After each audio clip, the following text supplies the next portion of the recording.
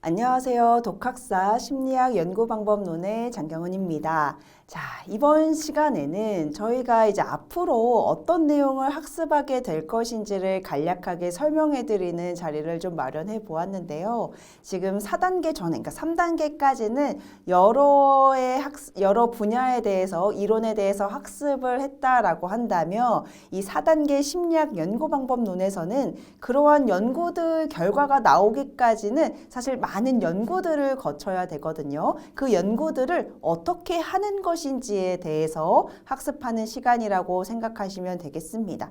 사실 지금까지 앞에 있던 내용들은 주제와 관련된 재미있는 이론들을 학습을 해서 여러분들이 흥미있고 재미있게 학습을 했을 수도 있지만 제가 보통 이 심리학 연구 방법론을 학습하는 분들을 보면은 너무 힘들고 괴롭게 학습하시는 분들이 많이 있습니다. 아무래도 앞에 있었던 내용들보다는 비교적 어렵다고 느끼기도 해요. 왜냐하면 숫자들이 많이 나오기 때문에 또한 또 재미가 없고 이론적인 내용들이 하나도 나와져 있지 않기 때문에 흥미도도 많이 떨어지긴 합니다. 하지만 우리가 심리학에 대해서 실제로도 논문을 쓴다라고 했을 때는 너무나 중요한 단계이기 때문에 여러분들께서는 꼭 필히 알고 계셨으면 좋겠습니다. 그렇다고 해서 통계치들을 우리가 통계학과가 아니기 때문에 뭐 계산하는 것들이 많이 있거나 이러지는 않기 때문에 여러분들께서 좀 큰 틀을 이해하려고 좀 마음을 먹고 임해 주셨으면 좋겠습니다.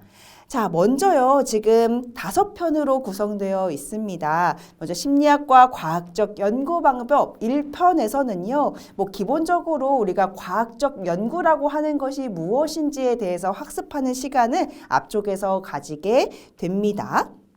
그래서 여기에서는 우리가 현상에 대해서 우리는 결국엔 논문을 쓰고 연구를 하는 거잖아요. 현상이라고 하는 게 무엇이고 개념이라고 하는 것이 무엇이고 또 이 개념들을 측정하기 위해서는 변인들로 구분을 해 보아야 되는데 이 변인들이 무엇이 있는지 뭐 독립변인이라든지 종속변인, 매개변인, 조절변인 이 각각의 변인들이 의미하고 있는 것이 무엇인지를 이제 학습하는 시간을 앞쪽에서 가지게 될 거고요. 이제 두 번째부터는 이제 진짜 연구를 진행한다라고 생각하고 본격적인 내용들이 이제 들어가게 됩니다.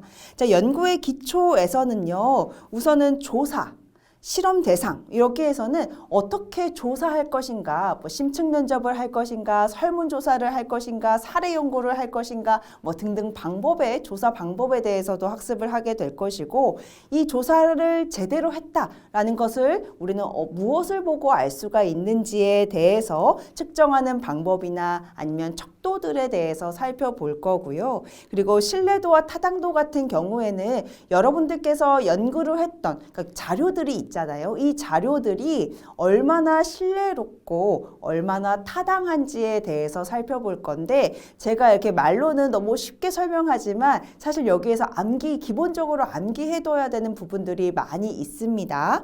뭐 조사 방법 같은 경우에는 그냥 읽어만 보셔도 이해할 수 있겠지만 측정 방법, 측정 척도 그리고 신뢰도와 타당도에는 여러 가지 종류들이 있거든요. 이 종류들을 여러분들께서 확실하게 암기하고 가셔야 돼요. 특히나 척도와 신뢰도, 타당도 부분에서는 연구의 기초에서만 나오는 것이 아니라 연구 방법이나 고급 방법, 분석해서 계속 따라다니고 있는 개념이기 때문에 명확하게 앞쪽에서 확실하게 알고 가셨으면 좋겠다라는 말씀 드립니다. 그리고 또 연구의 기초에서 또 제가 중요하게 다루는 것은 사실은 연구를 한다라고 했을 때 우리 인간을 대상으로 하지만 그 인간 모두를 연구를 하기가 쉽지 않아요. 그렇기 때문에 그들 중에서 표집 사람들을 뽑는 거죠. 이 뽑을 때도 우리는 그들을 대표해야 되고 연구한 것들을 일반화시켜야 하기 때문에 사람을 표집하는 것도 정말 중요하거든요. 어떻게 표집할 것인가에 대한 여러 가지 방법들도 여기서 다루고 있는데요. 이 부분들도 여러분들께서는 확실하게 기억을 해 두셔야 된다. 미리 말씀드립니다. 자, 그리고 이제 기본적인 연구 방법에서는요, 우리는 이제 연구하는 데 있어서는 여러 가지의 연구들이 있어요. 실제로 내가 관찰하는 경우도 있어요. 실제로 그냥 뭔가 실험 공간에서 실험 연구를 하기도 하지만 그 안에 내가 들어가 가지고 그들을 인간들을 관찰하고 그걸 기록함으로써 연구하는 것도 있거든요. 이것을 우리는 관찰 연구라고 이야기를 하는데, 관찰 연구와 실험 연구는 어떻게 다르고 어떻게 접근하는지에 대해서도 살펴볼 거고요. 또한 어떤 것들이 관련이 있는지를 보려는 상관관계나 아니면 인과관계, 원인과 결과를 보는 연구 결과도 있을 수 있거든요. 상관관계를 보는 것인가 아니면 인과관계를 보는 것인가에 따라서 또 연구하는 방법과 분석하는 방법이 달라집니다. 그래서 어떤 연구를 할 것인지가 다루는 것이 기본적인 연구 방법이다라고 보시면 되고요. 이제 고급 연구 방법은 기본적인 연구 방법에서 나 관계 연구할 거고 뭐 실험 연구할 거야 라고 이제 어느 정도 틀을 짜 놓았다 라고 한다면, 이제 고급직에 이제 어떻게 실험할까에 대해서 설계를 하는 시간을 갖는 거예요. 이제 설계를 해야 되는데, 아무리 관찰 연구라고 하더라도 기본적인 설계는 있어야 되거든요. 이 설계에도요, 앞에 있는 방법에 따라서 설계하는 방법이 달라집니다. 뭐 실험 설계, 복합 설계, 소집단 실험법, 유사 실험법, 이러한 내용들이 다루고 있는데요. 하나하나가 너무나 중요하고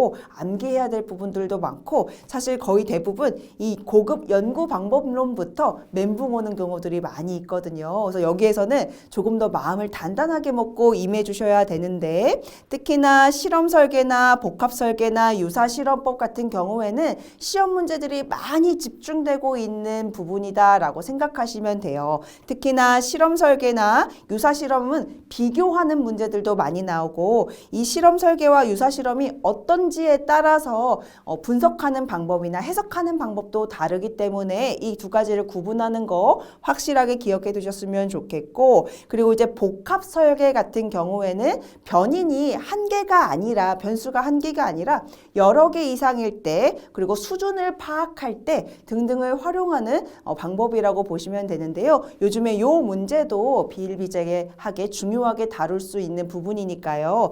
고급 연구 방법론에서는 실험 설계와 유사 실험을 비교하는 것과 그리고 복합 설계를 확실하게 이해하는 것에 조금 더 집중하셨으면 좋겠습니다.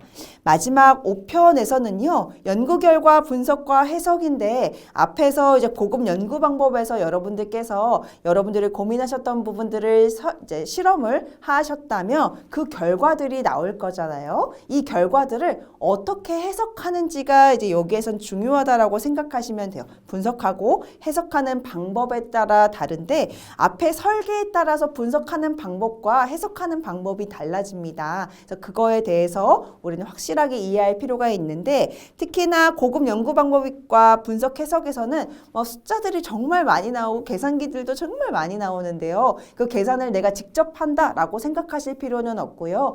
기본적인 틀을 이해하는 것에 집중하셨으면 좋겠다라는 말씀 드립니다. 그리고 가장 마지막에서는요, 여러분들께서 이제 분석과 해석까지 끝났다라고 한다면 그걸 기록으로 남겨야 되죠. 기본적으로 논문을 쓰게 됩니다. 이 논문을 쓸 때 무엇을 주의해야 하는지에 대해서도 마지막 부분에 살펴볼 예정입니다.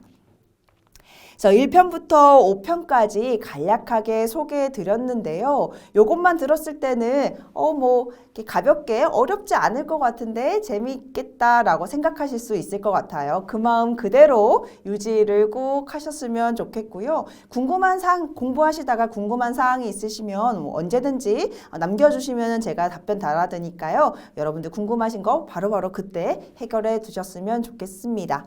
자, 다음 시간에 이제 1편 심리학과 과학적 연구 방법 살펴보도록 할 텐데, 기본적인 연구에 대한 개요 살펴보도록 할 겁니다. 오늘은 여기서 마치고요. 다음 첫 시간에 뵙도록 하겠습니다. 감사합니다.